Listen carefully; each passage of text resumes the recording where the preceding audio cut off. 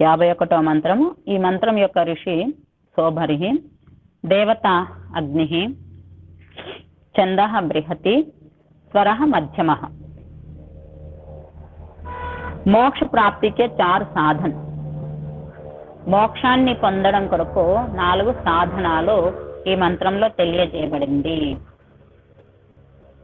ఓం ప్రదైవో దాసో అగ్నిర్దేవ ఇంద్రో నమజ్మనాన్ అనుమాతరం పృథివీం వివావృతే తస్థో నాకస్య శర్మణి. मातरम पृथ्वीम अनु, इस भूमि माता पर रहने के पश्चात, मातरम पृथ्वीम, पृथ्वीम मातरम अनु, పృథ్వీ మాత పైన నివసించిన తర్వాత, ఈ మనం ఎక్కడ నివసిస్తున్నాం అంటే భూమి పైన, భూమాత ఒడిలో మనము ప్రతినిత్యం నివసిస్తున్నాం. కాబట్టి ఆ నివాసం తర్వాత ఏం జరుగుతుంది, ఈ ప్రపంచంలో ఉండి భూమాత పైన నివసించిన తర్వాత ఏం జరుగుతుంది, పశ్చాత్ దాని తర్వాత నివసించిన తర్వాత వివావృతే లౌట్ జాతా హై, తిరిగి వెళ్ళుతాడు. భూమాత పైన నివసించిన తర్వాత మరియు తిరిగి వెళ్ళుతాడు, ఇక్కడే ఉండిపోడు. ఔర్ మరియు నాకస్య మోక్షలోకే, మోక్షలోకం యొక్క శర్మణి సుఖమే, సుఖములో తస్థౌ ఠహర్తా హై, స్థిరమవుతాడు, నిలిచిపోతాడు. ఎక్కడ పృథ్వీ మాతరం అను భూమాత పైన నివసించిన తర్వాత మళ్ళీ తిరిగి ఎక్కడి నుండి అయితే వచ్చామో అక్కడికే వెళ్ళి అక్కడ ఏం చేస్తాడు అంటే మోక్షలోకం యొక్క సుఖాన్ని అనుభవిస్తాడు. ఆ మోక్షం యొక్క లోకం యొక్క సుఖం ఏదైతుందో అందులో నిలిచిపోతాడు, స్థిరమైపోతాడు. మరి ఎవరవుతారు అనగా ఇక్కడ ప్రతి ఒక్కరు మరి మోక్షాన్ని పొందరు, మోక్షంలో స్థిరం కారు. ఎవరవుతారు అనేది మనం ప్రతి మంత్రంలో చదువుకుంటూ వస్తున్నాము. పరమాత్మను చేరుకోవాలి లేదా పరమాత్మ యొక్క మన పరమాత్మ యొక్క అస్తిత్వాన్ని మన హృదయంలో తెచ్చుకోవాలి అంటే ఏం చెయ్యాలి అనేది ప్రతి దాంట్లో మనము తెలుసుకుంటున్నాము. అదే విధంగా ఇక్కడ ఏం చెప్తున్నారంటే ఎప్పుడైతే మనము భూమిపై నుండి వెళ్ళిపోతామో అనగా ఈ పార్థివ శరీరాన్ని వదిలిపెట్టేసి ఎప్పుడైతే తిరిగి మళ్ళీ వెళ్తామో అక్కడ మోక్షాన్ని పొంది ఆ మోక్షం యొక్క సుఖాన్ని ఆనందిస్తూ ఉండాలి అని. मंत्र के उत्तरार्ध से यह स्पष्ट है कि जीव का पृथ्वी पर निवास अस्थायी है. ఈ మంత్రం యొక్క ఉత్తరార్ధం అను మాతరం పృథివీం వావృతే తస్థౌ నాకస్య శర్మణి. అను మాతరం పృథివీం ఏదైతుందో వివావృతే, ఈ భాగంలో చెప్పబడినటువంటి విషయం ఏదైతుందో మంత్రిక ఉత్తరార్ధసే స్పష్టమవుతుంది. ఏమనగా జీవుడు పృథ్వీ పైన నివసించే అస్థాయి, స్థాయి రూపము కాదు, స్థిరంగా ఉండడం కాదు, అస్థిరంగా ఉండేవాడు. ఉసే యహాన్ సే లౌటనా హై, అతనికి ఇక్కడ నుండి తిరిగి వెళ్ళడమే, మళ్ళీ తిరిగి వెళ్ళేదే ఉన్నది, ఇక్కడ స్థిరంగా ఉండేది కాదు. जैसे कि यात्रा में प्रवास से लौटकर मनुष्य फिर घर में आता है, उसी प्रकार यह पृथ्वीवास हमारा प्रवास है, यहाँ से हमें लौटना है. ఏ విధంగా అయితే యాత్రలో వెళ్ళినప్పుడు, యాత్రకు ఎక్కడికైతే యాత్రకు వెళ్తున్నామో ప్రతి మానవుడు సాధారణంగా ఎన్నో కర్మలు చేస్తూ ఉంటాడు, పాపపుణ్య కర్మాలు. అజ్ఞానం కారణంగా, అవిద్య కారణంగా చాలా వరకు జీవితంలో ఈ రోజునైతే దాదాపు చెప్పుకోవాలంటే అసలు 99% వరకు అధర్మ కార్యాలే చేస్తున్నారు. ఆ విధంగా చేసినప్పుడు తీర్థయాత్రలకు వెళ్ళాలి అనగా మేమైతే చేసినవన్నీ పాప ప్రవృత్తులే, అది పక్కా అందరికీ తెలుసు. తన వరకు తన ఆత్మలో వారి వారికైతే తెలుసు నేను చేసేది మంచి పని కాదు అని. కానీ ఈ ప్రపంచంలో ఏంది అంటే పరమాత్మను దృష్టిలో పెట్టుకోకుండా ఈ ప్రకృతిని దృష్టిలో పెట్టుకొని, లోకాన్ని, ప్రజలను దృష్టిలో పెట్టుకొని ఆ ప్రజల ముందు నేను చిన్నవాడిగా ఉండకూడదు అనే భావనతో అన్ని తప్పు పనులే చేస్తూ ఉంటాడు, అన్ని అధర్మ కార్యాలే చేస్తూ ఉంటాడు. ఈ రోజులలో అందరి ఆలోచన ఏంటి అంటే ఎవరి దగ్గర అయితే ఎక్కువగా డబ్బు ఉండి ఎవరైతే అధర్మంగా ఎక్కువ సంపాదిస్తారో వాళ్ళే గొప్పవారు. ఆ విధంగా చేసుకుంటూ ఒకరినొకరు పూర్తిగా నాశనం చేసుకుంటూ మరియు ఆత్మహత్యలు కూడా చేసుకుంటూ కూడా వెళ్తూ ఆ విధంగా భౌతిక ధనం కొరకు పూర్తిగా సర్వనాశనం అయిపోతున్నారు. కానీ అవి చేసిన తర్వాత ఏంటి అంటే మేము చేసినవన్నీ పాప ప్రవృత్తులే కాబట్టి వీటి నుండి విముక్తి పొందాలి అంటే మేము తీర్థయాత్రలకు వెళ్ళాలి. అక్కడ వెళ్ళి ఆ పరమాత్మ దగ్గర ఏ రూపంగా అయితే పరమాత్మ విగ్రహాలను పెట్టుకొని పరమాత్మ రూపంలో పెట్టుకొని ఎవరినైతే ఆరాధిస్తున్నారో అతని దగ్గరికి వెళ్ళి హుండీలో వేసి కోరుకుంటారు ఏంటి అంటే, హే పరమాత్మ నన్ను రక్షించు, పాప ప్రవృత్తి నుంచి నన్ను రక్షించు, నేను అన్ని పాప ప్రవృత్తులే చేశాను, నన్ను క్షమించు, రక్షించగలక నన్ను క్షమించి రక్షించు, దాని కొరకు నేను ఇంత నీకు డబ్బు హుండీలో వేస్తున్నాను అని. కానీ ఎంత చిన్నపిల్లల ఆటలు లెక్క చూడండి, ఇక్కడ ఆలోచన లేని పనులు.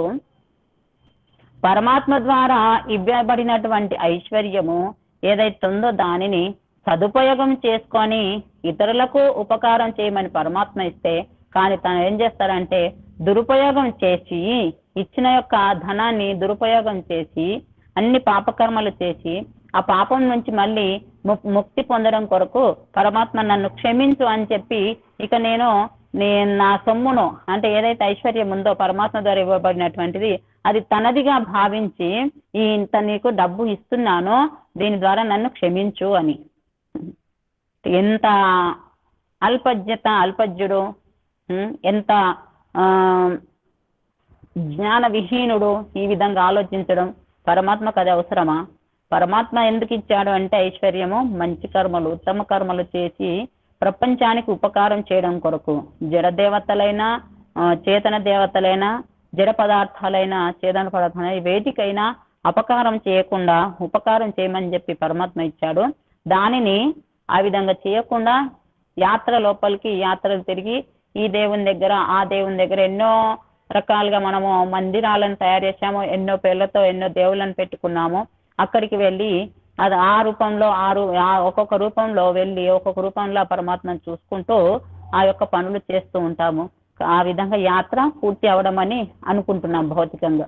కానీ నిజమైన యాత్ర ఏంటి అంటే పరమాత్మ ఈ ప్రపంచం అనేది ఏదైతుందో అది ఒక మందిరంగా చేసి అందులో ఈ శరీరాల నుంచి ఇది కూడా ఒక మందిరంగా చేసి ఇందులో పరమాత్మను మరియు నిన్ను నువ్వు తెలుసుకో అని నీ యొక్క దర్శనం చేసుకో అని చెప్పి ఈ సృష్టిని ప్రారంభించి ఈ శరీరాలను ధరింపచేసి ఈ రథంలో కూర్చుండబెట్టి నీవు యాత్రను పూర్తి చేసుకొని రా అని చెప్పి పంపించాడు. కానీ మనం ఏం చేస్తున్నామంటే ఆ యాత్ర లోపల ఏ విధంగా అయితే మళ్ళీ మనము తిరిగి వెళ్లాల్సిందే ఇక్కడ నుంచి. ఏ విధంగా భౌతికంగా మందిరాలకు యాత్రలకు వెళ్ళి అక్కడ యాత్ర సలుపుకొని మళ్ళీ తిరిగి తన గృహానికి వస్తారో అదే విధంగా పరమాత్మ ద్వారా పంపినటువంటి రథయాత్రలో మనము పృథ్వీ లోకానికి ఈ ప్రపంచానికి వచ్చి మళ్ళీ తిరిగి వెళ్ళడమే. కాబట్టి ఆ వెళ్ళే సమయానికి మనము ఏం చేస్తున్నామో అనేది అది ఆలోచించుకోవాలి. जैसे कि यात्रा में प्रवास से लौटकर मनुष्य फिर घर में आता है, उसी प्रकार यह पृथ्वीवास हमारा प्रवास है. ఏ విధంగా అయితే యాత్రకు వెళ్ళిన తర్వాత తిరిగి మళ్ళీ యాత్రలను పూర్తి చేసుకొని తిరిగి మళ్ళీ ఇంటికి వస్తాడో అదే విధంగా ఈ పృథ్వీవాసము పృథ్వీ పైన యాత్ర కూడా అదే అలాంటిదే. యహా సే హమే లౌట్నా హై, ఇక్కడ నుండి ఏదో ఒక రోజు మళ్ళీ మనము తిరిగి వెళ్ళాల్సినదే. కాబట్టి యాత్రకు వెళ్ళే యాత్రికుడు దేని కొరకైతే వెళ్తాడో అదాన్ని పూర్తి చేసుకోవడానికే ప్రయత్నం చేస్తాడు భౌతికంగా మనం ప్రపంచంలో చూసేది. కానీ ఈ పృథ్వీ పైన ఈ ప్రపంచమైన యాత్రలోకి వచ్చిన మానవుడు మాత్రము దేని గురించి అయితే వచ్చాడో దానిని మర్చిపోయి పనికిరాని పనులు చేసుకొని మళ్ళీ ఉట్టి చేతులతోనే పరమాత్మ సన్నిధి లేదా పరమాత్మ పంపినటువంటి అదే ఆ స్థానంలో ఇక్కడ నుంచి అయితే పరమాత్మ పంపించాడో ఆ స్థానంలోకి వెళ్ళడానికి ప్రయత్నం చేస్తాడు. కానీ అక్కడ వెళ్లే ముందు ఇవన్నీ తెలుసుకుంటే లాభం ఏమీ ఉండదు. కాబట్టి మనం ముఖ్యంగా తెలుసుకోవాల్సింది ఏంటి అంటే ఈ పృథ్వీ యాత్రలో పరమాత్మ యొక్క దర్శనాన్ని చేసుకోవడము మరియు తనను తాను దర్శనం చేసుకోవడం కొరకే ఈ యాత్రకు వచ్చాం. కాబట్టి ముఖ్యమైన కర్తవ్యము పరమాత్మ నామస్మరణే ప్రతినిత్యం చేయాల్సిన పని కాబట్టి అది చేసుకుంటే మనము తిరిగి మళ్ళీ వెళ్ళేటప్పుడు పరమాత్మ అంటే మన ఇంటికి ఏ ఇంటి నుంచి అయితే వచ్చామో ఆ ఇంటికి వెళ్ళేటప్పుడు మరియు ఆనందంగా సంతోషంగా వెళ్ళగలుగుతాము. కానీ పరమాత్మ చూపినటువంటి మార్గంలో యాత్రను పూర్తి చేసుకోమని చెప్పి ఏ పనులైతే చెప్పి పంపారో ఆ పనులు పూర్తి చేయకుండా వెళ్తే తిరిగి వెళ్ళేటప్పుడు ఏడ్చుకుంటూ వెళ్తాం. కాబట్టి మన స్థితి అలా కాకుండా మన యొక్క ప్రవృత్తి లేదా పరిశ్రమ వ్యర్థం కాకుండా ఉండాలి అంటే పరమాత్మ చూపిన మార్గంలో వెళ్తూ అతని యొక్క విద్యను నేర్చుకొని సత్యము అసత్యం ఏంటి, ధర్మం ఏంటి, అధర్మం ఏంటి, కర్తవ్య కర్మలేంటి, అకర్తవ్య కర్మలేంటి అవి తెలుసుకొని మనం నడుచుకోవడానికి ప్రయత్నం చెయ్యాలి. ఎందుకంటే ఈ పృథ్వీవాసం నుండి తిరిగి వెళ్ళడమే. హమారా వాస్తవిక ఘర్తో బ్రహ్మలోక్ హే, మన యొక్క వాస్తవికమైనటువంటి నిజమైనటువంటి ఇల్లు ఏదైతే ఉందో అది బ్రహ్మలోకమే. ఆ బ్రహ్మలోకం వెళ్ళాలి. జహాం హం యాత్రకే సబ్ కష్టం సే మోక్ష పాకర్ ఆనందమే ఠహరేంగే. ఆ బ్రహ్మలోకంలో ఎక్కడైతే మనము ఈ యాత్రలోకి పృథ్వీ యాత్రలోకి వచ్చామో లేదా ఈ ప్రపంచమైన యాత్రలోకి వచ్చామో అక్కడి నుంచి కష్టాలను సహించి ఆ కష్టాల నుంచి దూరం అయ్యి మోక్షాన్ని పొంది మరియు ఆనందంలో స్థిరములము అవ్వాలి. ఆ ప్రయత్నం మనము చేస్తూ ఉండాలి. यह जीवन जब यात्रा रूप है तो यात्रा के दो सिद्धांतों का हमें ध्यान रखना चाहिए. ఈ జీవనము ఏదైతుందో ఆ జీవితం ఒకవేళ యాత్ర రూపంగా అయితే ఆ యాత్రలో రెండు సిద్ధాంతాలను గుర్తుంచుకోవాలి, మనసులో పెట్టుకోవాలి. రెండు సిద్ధాంతాలు ఏంటి అవి అంటే, ఒకటి యాత్ర మే మనుష్య అధిక సే అధిక హల్కా రహనా చాతా హై. యాత్రలో మానవుడు ఎక్కువలకు ఎక్కువ హల్కా ఏ బరువు లేకుండా ఏదైతే వస్తువులు మనం యాత్రలకు తీసుకొని వెళ్తామో ఆ సమయంలో ఎక్కువగా బరువు లేకుండా హల్కగా ఉండేటువంటి వస్తువులను మరియు మన వెంట బరువు లేకుండా ఉండడం కొరకు ఆ విధంగా తీసుకొని వెళ్తాము, అదే కోరుకుంటాము. క్యోంకి యాత్ర మే అధిక్ బోझ రుకావట్ బంతా హై. యాత్రలో ఎక్కువ బరువు తీసుకొని వెళ్తే అది విఘ్నాలకు కారణమవుతుంది, విఘ్నాలను కలిగిస్తుంది. కాబట్టి అతః హమే భీ जीवन यात्रा में बहुत बड़े बड़े मकान, ट्रंक व अनावश्यक सामान नहीं जुटाना है. అందుకే మన యొక్క జీవన యాత్రలో కూడా పెద్ద పెద్ద మహల్లో బిల్డింగ్లు మరియు పెట్టెలు అలాంటివి ఉంటాయిగా, వాటిని అనావశ్యకమైనటువంటి అవసరం లేనటువంటి వస్తువులను ఏకత్రితము చేయకూడదు, సమకూర్చుకోకూడదు. అంటే మనము మళ్ళీ ఈ పృథ్వీవాసం నుండి వెళ్ళేటప్పుడు ఏ విధంగా అయితే ఖాళీ చేతులతో వచ్చామో అదే విధంగా వెళ్ళిపోవాలి. అనగా ఇక్కడ ముందు పూర్వజన్మలో శుభకర్మలు అశుభకర్మలు వచ్చేసి ఆ విధంగా ఈ జన్మను మానవ శరీరాన్ని పొందాము. మరియు ఆ కర్మలు కూడా లేకుండా ఏ శరీరము లభించకుండా ఉండాలి అంటే కేవలం నిష్కామ కర్మలు చేయాలి. కాబట్టి నిష్కామ కర్మలు చేస్తే మనకు బాధ్యత లేదా బరువు అనేది ఉండదు. ఆ బరువు లేకుండా ఉన్నప్పుడు మనం యాత్ర నుండి సుఖంగా వెళ్ళగలుగుతాము తిరిగి. కాబట్టి ఏం చేయాలి, ఒకటి ఏంటి, మనము యాత్రకు వెళ్ళినప్పుడు హల్కా ఎక్కువగా బరువు లేకుండా ఉండేటువంటి వస్తువులు తీసుకోవాలి. అనగా పూర్తి ఈ ప్రపంచం అంతా నాదే, ఇదంతా నేనే తీసుకెళ్తాను అని అనుకోకుండా ఇది నాది కాదు, ఇదన్నా మమ, ఇది నాది కాదు అనుకొని ఈ ప్రపంచం అంతా పరమాత్మదే, ఈ ప్రపంచంలో ఉన్నటువంటి ప్రాణులన్నీ పరమాత్మ యొక్క సైన్యం. కాబట్టి పరమాత్మ ఈ ప్రపంచంలో పంపినప్పుడు ఏవైతే కర్తవ్య కర్మలు చెప్పాడో వాటిని నిష్కామ భావనతో నేను చేస్తూ వెళ్ళాలి. కాబట్టి హల్కగా సామాన్లు ఉంచుకోవాలి. యాత్ర మే ఆదమీ ఆరాం కో ధ్యేయ నా బనాకర్ కుచ్ కష్ట సే జైసే తైసే గుజారా కర్ లేతా హై. రెండో విషయం ఏంటంటే, యాత్ర లోపల విశ్రాంతి తీసుకోవడం కొరకు ఆలస్యం చేయకుండా, సోమతను రాకుండా, విశ్రాంతి అనేది లేకుండా యాత్రను చేస్తాడు. ఎన్ని కష్టాలు వచ్చినా సరే యాత్రలో చిన్నవి కానీ పెద్దవి కానీ చిన్న చిన్న కష్టాలు వాటిని సహించుకుంటూ యాత్రను సాగదీస్తాడు. అదే విధంగా हमारा भी जीवन यात्रा का ध्येय आराम ना होकर आश्रम परिश्रम हो तभी हमारा यात्रा पूर्ण होगी. మన యొక్క జీవన యాత్ర ఏదైతుందో అది కూడా అందులో కూడా ధ్యేయం ఏంటి అనగా మన యొక్క యాత్ర పూర్తి కావాలంటే ఇక్కడ నేను విశ్రాంతి తీసుకోవాలి అని ఆ విధంగా అనుకోకుండా పరిశ్రమ నలువైపుల నుంచి శ్రమ చేస్తూనే ఉండాలి. అప్పుడే మన యొక్క యాత్ర ఏదైతుందో అది పూర్ణమవుతుంది. हम मोक्ष सुख को प्राप्त करने के लिए अपने घर ब्रह्मलोक में पहुंच सकेंगे. అప్పుడే మోక్ష సుఖాన్ని పొందడం కొరకు మన యొక్క ఇల్లైనటువంటి బ్రహ్మలోకంలో చేరుకోగలుగుతాం. కాబట్టి మరి ఇది ఏ విధంగా అవుతుంది? యహ కైసే యోగా, ఇది ఏ విధంగా అవుతుంది అంటే ఇస్కా ఉత్తర్ ఇస్ ప్రకార్ దేతే హై. యాత్రలో హల్కా సామాన్ తీసుకోవాలి మరియు పరిశ్రమ చేస్తూనే ఉండాలి. మరి అది ఏ విధంగా అవుతుంది అంటే ఇక్కడ ఒకటి దైవో దాసః, ఏ విధంగా అనేది ఒక పద్ధతి ఏంటి? దేవుకా సేవక్, దేవుని యొక్క పరమాత్మ యొక్క సేవకులం అనుకొని ఉండాలి. హమే ప్రభుక ఉపాసక్ బన్నా హై, మనము పరమాత్మ యొక్క ఉపాసకులం అవ్వాలి. మేము పరమాత్మ యొక్క ఉపాసకులం అవుతాము అని. నాకి ప్రకృతికా దాస్, పరమాత్మకు దాసులం కావాలి కానీ ప్రకృతికి కాదు. పరమాత్మను ఉపాసించాలి కానీ ప్రకృతిని కాదు. प्रभु के सेवक के उठने बैठने में यह विशेषता होती है कि वह स्वाद के लिए न खाकर शरीर धारण के लिए खाता है. పరమాత్మ యొక్క సేవకుడు యొక్క పని ఏంటి అంటే అతను లేచినా కూర్చున్నా మరియు అతని యొక్క విశేషత ఏమంటుందంటే ఎప్పుడైతే అతను అనగా ఏ పని చేసినా కూర్చొని లేవని తినని చేయని ఏది చేసినా అని అతని యొక్క విశేషం ఏమంటే వా స్వాదకెళ్ళి అన్న ఖాకర్, అతడు రుచి కొరకు భోజనం చేయకుండా శరీర ధారణకి లియే ఖాతా హై, శరీర ధారణ కొరకు శరీరము బలంగా ఆరోగ్యంగా పుష్టిగా ఉండడం కొరకే తింటాడు.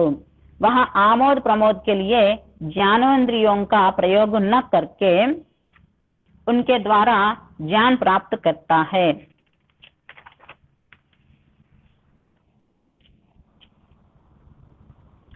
ఆమోద ప్రమోద అంటే ఇక్కడ భోగ విలాసాలకు తన యొక్క జ్ఞానేంద్రియాలను ప్రయోగం చేయకుండా, భోగ విలాసాల్లో విషయాసక్తులు కాకుండా ఆ విషయ వాసనలో జ్ఞానేంద్రియాలను ప్రయోగం చేయకుండా వాటి ద్వారా ఏం చేస్తాడంటే జ్ఞానాన్ని ప్రాప్తిస్తాడు. ఆమోద ప్రమోదకులే అంటే అతని యొక్క జ్ఞానేంద్రియాలను ఏవైతున్నాయో వాటిని జ్ఞానంలో పొందడం కొరకే ప్రయోగం చేస్తారు. అప్పుడు జ్ఞానాన్ని పొందగలుగుతాడు. కాబట్టి విషయాలలో పెట్టకుండా ఎలాంటి వ్యక్తి ఎవరైతే పరమాత్మ సేవకులు, ప్రకృతి సేవకులు కాకుండా పరమాత్మ సేవకులు, ప్రకృతి ఉపాసకులు కాకుండా పరమాత్మ యొక్క ఉపాసకులు ఎవరైతున్నారో వారి యొక్క ఇంద్రియాలను భోగ విలాసాలకు ఉపయోగించకుండా జ్ఞానాన్ని పొందడం కొరకే ఉపయోగిస్తారు. మరి అగ్ని రెండు అగ్ని అగ్రేణీహి, అగ్ని అగ్రేణీహి ముందుకు తీసుకెళ్లేవాడు. అప్నేకో ఆగే పౌంచానే వాలా, ఇక్కడ జీవునికి కూడా అగ్ని అని పేరు. అప్నేకో తనను తాను ముందుకు చేర్చుకునేవాడు, తను తాను ముందుకు నడిపించుకునేవాడు. हमारे जीवन का यह सूत्र हो कि हमें शरीर मन व बुद्धि तीनों दृष्टिकोणों से आगे बढ़ना है. మన యొక్క జీవనం యొక్క సూత్రం, మన జీవితంలో ఈ యొక్క సూత్రం ఉండాలి. ఏ విధంగా అంటే హమే శరీర్ మన్వ బుద్ధి, మనము శరీరము మనస్సు మరియు బుద్ధి ఈ మూడింటి దృష్టికోణాలతో ముందుకే వెళ్ళడము, ముందుకు సాగిపోవడము. అనగా హమారా శరీర్ అధిక్ స్వస్థ బనే, మా యొక్క శరీరము ఎక్కువగా ఆరోగ్యంగా ఉండాలి. మన్ అధిక విశాల్, మనస్సు ఏదైతుందో అధికంగా విశాలమై అనగా దయాభావనతో నిండి ఉండాలి. మరియు బుద్ధి అధిక తీవ్రహో, బుద్ధి సూక్ష్మాతి సూక్ష్మ విషయాలను తెలుసుకునేటువంటి శక్తి కలిగి ఉండాలి. అలాంటి బుద్ధి, అలాంటి మనస్సు మరియు అలాంటి శరీరాన్ని మనము తయారు చేసుకొని పరమాత్మ సన్నిధి చేరుకునేందుకు ప్రయత్నం చెయ్యాలి. మూడవది దేవః, దివ క్రీడా. हम संसार को क्रीडामय समझे, మేము ఈ ప్రపంచాన్ని క్రీడాస్థలంగా అనుకోవాలి.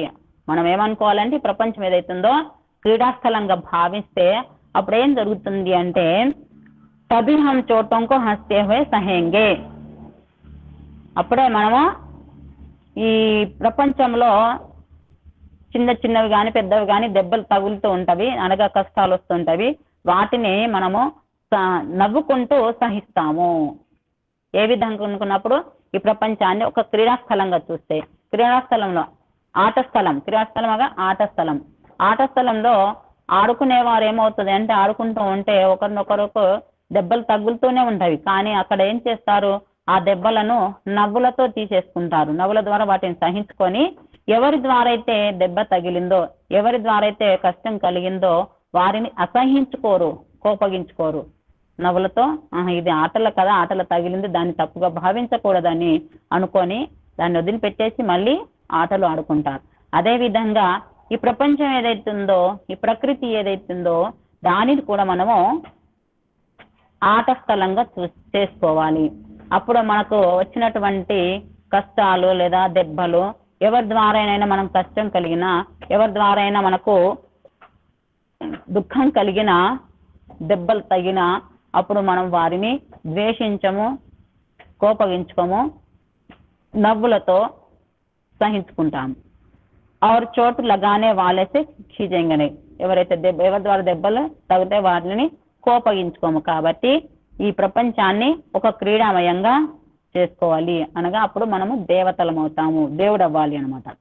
ఇక 4 ఇంద్రో న, ఇంద్రహ న, ఇంద్ర సమానగా, ఇంద్ర అనగా ఇక్కడ పరమేశ్వర్యం కలవాడు అనగా ఇంద్రియాలను జయించిన వాడు మరియు పరమేశ్వర్యం కలవాడు ఇంద్రుడు, ఇక్కడ పరమాత్మ లేదా జీవుడు కూడా.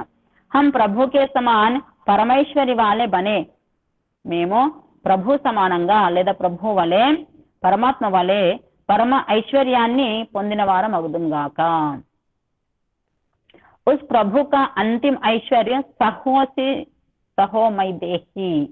ప్రార్థనా మంత్రంలో యజ్ఞం తర్వాత ప్రార్థన మంత్రాలు ఉంటాయి. అందులో సహోసి సహోమై దేహి అనగా ఆ పరమాత్మ యొక్క అంతిమ ఐశ్వర్యం ఏంటి అంటే ఇక్కడ సహనశీలుడు. ఆ సహనశీలు ఏదైతుందో ఆ సహన శక్తి మాలో కూడా కలిగించు, మేము కూడా పరమాత్మలాగా సహనశీలుడము అవ్వాలి. మై భీ ఉస్కే సమాన్ తేజస్వి బనో, నేను కూడా పరమాత్మ మాదిరిగా తేజస్విడను, తేజోవంతులను అగుదును. పరంతు యహ హోగా కైసే, కానీ తేజోవంతుడు ఎప్పుడవుతుంది, ఎప్పుడు కాగలుగుతాడు అనగా ప్రమజ్మన ప్రకర్షేణ ఉస్మే లీన్ హో జానే కే ద్వారా. ప్రమజ్మన ఇక్కడ ప్రకర్షణంగా బాగుగా అతనిలో లీనమైపోవడం అనగా పరమాత్మలో పూర్తిగా లీనమైపోవడము, అతనికి పూర్తిగా మనల్ని మనము సమర్పించుకోవడం ద్వారా ఏమవుతుంది, తేజవంతులము కాగలుగుతాము. మజ్ లీన్ హోజాన, మజ్ అనగా ఇక్కడ లీనమవడం, పరమాత్మలో పూర్తిగా విలీనమైపోవడం. జైసే ఉదాహరణ చెప్తున్నారు ఇక్కడ, జైసే లోహే కా గోలా అగ్ని మే లీన్ హోకర్ అగ్నిమయ హో జాతా హై. లోహేకే గోళ, ఇనుప కడ్డి లేదా ఇనుప గోళం ఏదైతుందో దానిని అగ్నిలో వేసి తప్పింప చేస్తే ఏమవుతుందంటే అది కూడా అగ్ని లాగానే ఎర్రగా అయిపోతుంది, అంటే అగ్నిమయం అయిపోతుంది. అప్పుడు అక్కడ ఇనుప కడ్డ అగ్ని అది వేరువేరుగా కనబడదు. అదే విధంగా మనం కూడా ఏం కావాలి, ఉసి ప్రకార్ ఉస్ పరమేశ్వరి వాలే ప్రభు మే లీన్ హోకర్ హమ్ భీ తన్మయ హో జాయ్. ఆ విధంగా ఆ పరమాత్మ లోపల లీనమైపోయి మనం కూడా తన్మయులము అయిపోవాలి. ఏ విధంగా అయితే అగ్ని ఇనుప కడ్డి, ఇనుప గోళం ఏదైతే అది కలిసిపోయినప్పుడు ఆ ఇనుప గోళం కనబడదు, అక్కడ అందులో ఉన్న అగ్ని ద్వారా పూర్తిగా తేజస్సు కనబడుతుంది. ఎప్పుడైతే అందులో నుంచి అగ్ని దూరం అవుతుందో అప్పుడు మళ్ళీ ఇనుప గోళం నల్ల. ఆ విధంగా కాకుండా